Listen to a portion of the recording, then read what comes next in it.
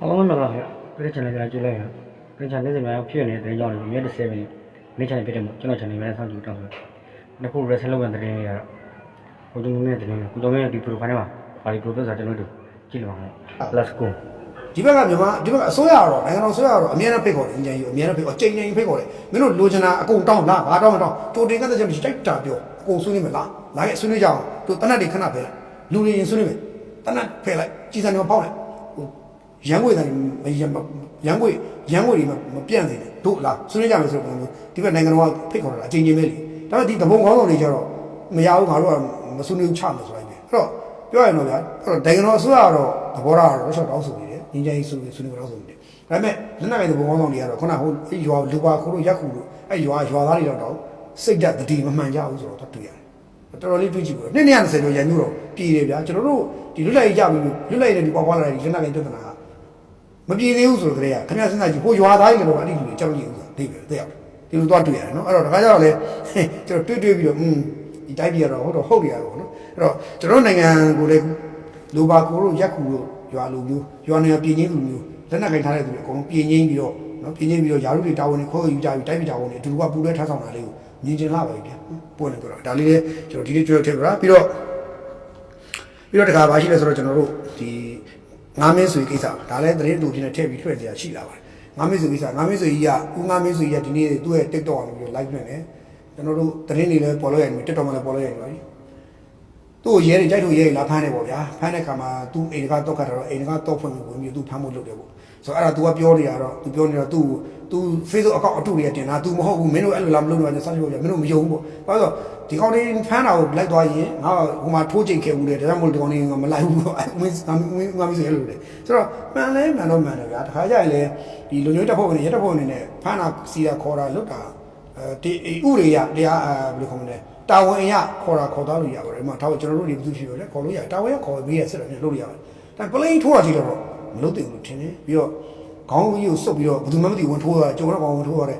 သူ့အတူဆင်းပြေလို့ဥပဒေမဲ့ကျူးလွန်တာတွေမလုပ်တင်ဘူးပေါ့ဗျာဒါအဲ့ဒါဦးငါမစ်ဆိုပြောတဲ့ထဲမှာပါလာလို့ပြပြတာဟုတ်မဟုတ်လို့ကျွန်တော်မသိဘူးလုပ်ရင်တော့ဒါစိတ်မကောင်းစရာပဲမဖြစ်တင်ဘူးနော်သူ့ဥပဒေကအရေးခံလို့ခံလိုက်ဘူးလားသူ့ဖမ်းသွားပြီခုဆိုဖမ်းသွားပြီပေါ့ဖမ်းသွားပြီသူ့ဒါမှုဖွင့်မေးသူစစ်ဆေးမေးမြန်းတာလုပ်မယ်အမှုပေါ်ပေါက်သူ့မှုဖွင့်ပြီးတာဆက်ပြီးကရေးမယ်အဲ့တော့ဘာဆက်ဖြစ်မလဲမသိဘူးသူဦးငါမစ်ဆိုရလဲတည့်တဲ့အတိုင်းပဲဗျာဟောင်းပေါင်းလည်းနေတာတကယ်ဟောင်းပေါင်းတကယ်နေပါသူကတအားကိုဆိုးတယ်ဟောင်းပေါင်းမှာတအားလို့တာဒါအလုပ်လုံးတဲ့ခါကျတော့လေဟိုတက်ဆိုင်ရာအားရပဲဘုန်းကြီးကြာတော့အမြင်ကကပ်ပုံရပါတယ်ကြည့်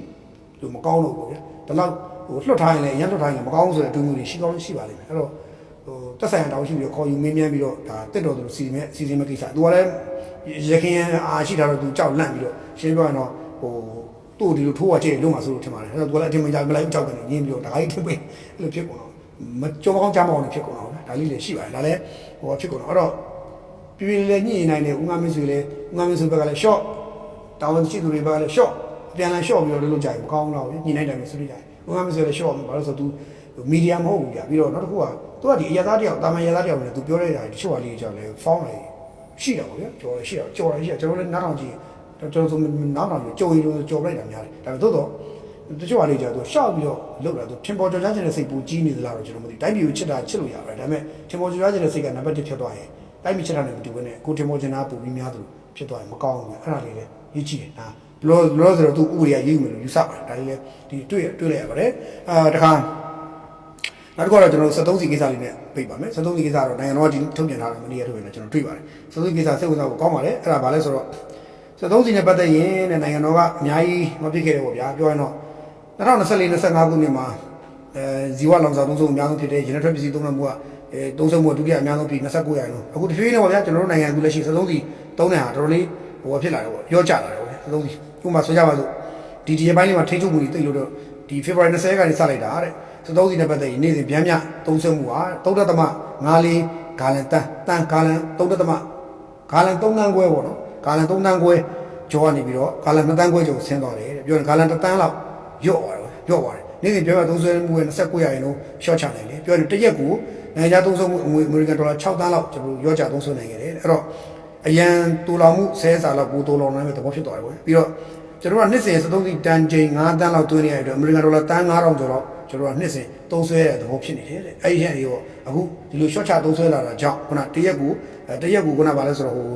ဟိုဂါလန်တစ်သားလောက်သုံးစွဲမှုရှော့ချလိုက်တဲ့အတွက်တစ်နှစ်ကြာတဲ့ခါမှာဒေါ်လာတန်း2000လောက်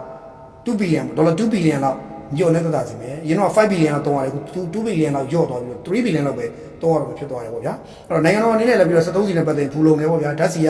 ရက်40တာရှိတယ်ဒီဇယ်ရက်50တာရှိတယ်အဲ့ဒါအပြင်ဒီဧပြီလမကုန်မီမှာတေပေါ်26စီတီထပ်သွင်းမှုရှိတယ်ရောက်ဖို့ရှိတယ်ဒါကြောင့်မို့လို့ဒီစီတိုးအုပ်စုတွေအားစိတ်မူကြပါနဲ့ဆိုတော့မျိုးတွေနိုင်ငံတော်ကထုတ်ပြန်ခြင်းညာတွေ့ရတယ်ဆိုတော့စီကိစ္စလည်းဗျာမှန်ပါတယ်တော်တော်လေးဟိုပြည်လေအောင်ပြီးသေးဘူးဗျာတန်းစီတိုးတဲ့ကားတိုင်းရဲ့ခုတိအခြေလေးရှိနေတော့မယ်လူတွေတူနေတော့မယ်တော်တော်လည်းဟိုအစိုးရလည်းလုံထုံးလုံနည်းတွေမျိုးစုံနဲ့လှည့်ပတ်တော့လုံနေတာပဲလုံရင်းနဲ့ဟိုချာလပတ်တွေလဲထွက်နေတော့တွေ့ရတယ်ပေါ့နော်တိုးတော်လည်း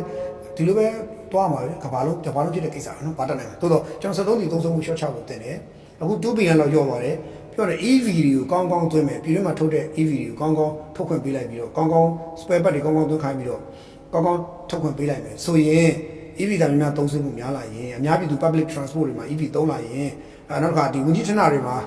EV သုံးစွဲမှုများလာရင်တဖြည်းဖြည်းနဲ့ဒီ73စီသုံးစွဲမှုက cost ကတော်တော်ပိုကျလာပါလိမ့်မယ်အဲ့တော့တွက်ကြည့်ဖို့လိုပါတယ်အခုတော့2ဘီလီယံလောက်ရော့ရဆိုရင်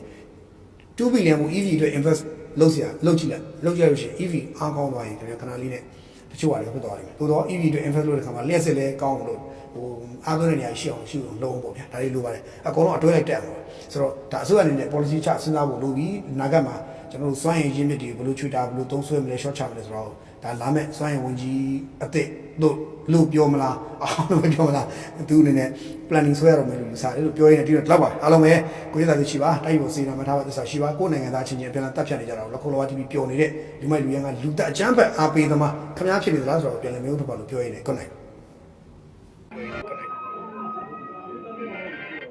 ဟုတ်ကဲ့နောက်ခုတက်ပါတယ်အဲ့ဒါအားလုံးကျေးဇူးပါတယ်နိုင်ငံတိုင်းမြန်လုံးကြီးကြညမနေကြ